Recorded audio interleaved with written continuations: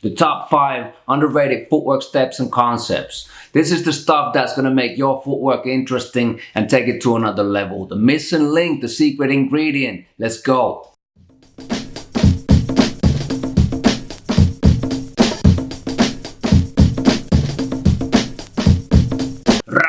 Welcome to the Knowledge Drop. This is Focus of the Flow Mode crew, BBoyDojo.com and Cypher Studio.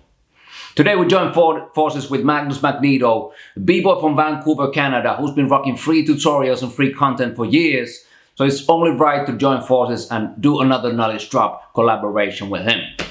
So if you haven't already, subscribe to his channel as well. Maybe you'll learn a thing or two.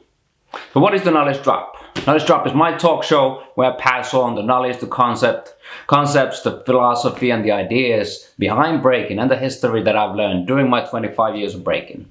So today, we'll look for the secret ingredient that takes your footwork to a grandmaster level, makes your footwork really stand out and become versatile, and gets you proud from the people rocking that cypher with you. And I think I got the answers. The top 5 underrated footwork steps and concepts by BBoyDojo.com. So let's go. Number 1 is shuffles. People spend a ridiculous time going in circles when it comes to footwork, but there's only a few who can stop, go back and forth, and make it look nasty. Understanding shuffles opens up a whole new universe of variations, so you won't run out of moves when your opponent does. Shuffles are great for small circles as well, when you don't have space to go around, but you still got directions and paths that you can use when other people can't. And there's so much more to learn in shuffles than just the basic CCs or switches, which by themselves already are a great source of variations. But master your front shuffles, back shuffles, side shuffles, and all of the above. Study people who have taken shuffles to another level. The greats, such as Crazy Legs, study Casper, study Flowmaster, and you're going to understand what I'm talking about. Number 2 is the 4 steps. And I say it in plural because there's not one way of doing the 4-step correctly. There's a million ways of rocking the 4-step. What's beautiful about a 4-step is that it connects so well with the music. You rock in a basic breakbeat, you rock all of the hi-hats with your 4 steps, and it's perfect when it comes together with the beat. That's harder to do with a 6-step, a 5-step, or a 3-step. It's possible, but it's not that natural.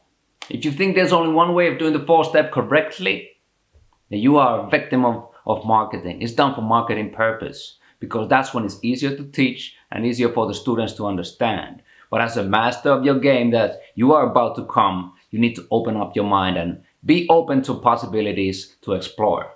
So study the way that Ken Swift does his 4-step in Wild Style already.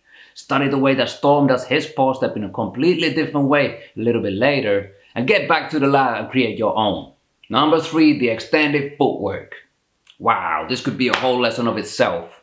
But in short, extended style footwork is when you take your circle of your footwork and make it bigger. This adds a whole new level of power and explosiveness into your footwork. It's like spicing your footwork up with some rage and fire and fury and thunder.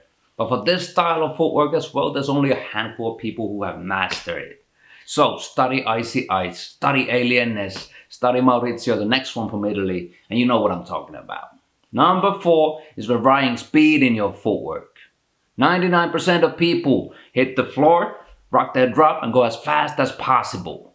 But that's really not what it's about. If you always try to go faster than is natural to you, you're always going to look stressed and tense. So chill out, learn to take your time. If you don't know how to stop in your footwork, then you haven't learned a thing yet. So take your time, slow down with your footwork as well. Add variety to your speed. Going fast can hide your mistakes, but slowing down exposes your perfect technique and adds more flavor and variety to your footwork. Moving on to 5, and that's original concepts. There's 2 paths of learning footwork and breaking in general. You learn your foundation, you drill it, you master it, but on the other hand, you have to add your own fingerprint and take it to another level. You flip it. Both ways are important and they have to go hand in hand. A lot of people choose either one. They only do stuff that's done in the past by other people. Or they only do weird shit, forgetting the foundation. But a true master takes both of these and puts them together and spends an equal amount of time of being creative and expressing his way of rocking the rhythms. And that, my friends, is how you make your footwork unforgettable. Now take all of these 5 and work on them in your next week's practice. 1 per session, that means 5 sessions next week. And I guarantee you, you're gonna get some fast results. Shout out to Magnus Magneto for the chance to rock the knowledge drop on your channel. Now next up, go to bboydojo.com and take your dance to another level with the free archive of knowledge that's out there. More stuff coming out every single week. This is Focus of the Flow Mo crew signing out. See you on the next one, y'all. Peace.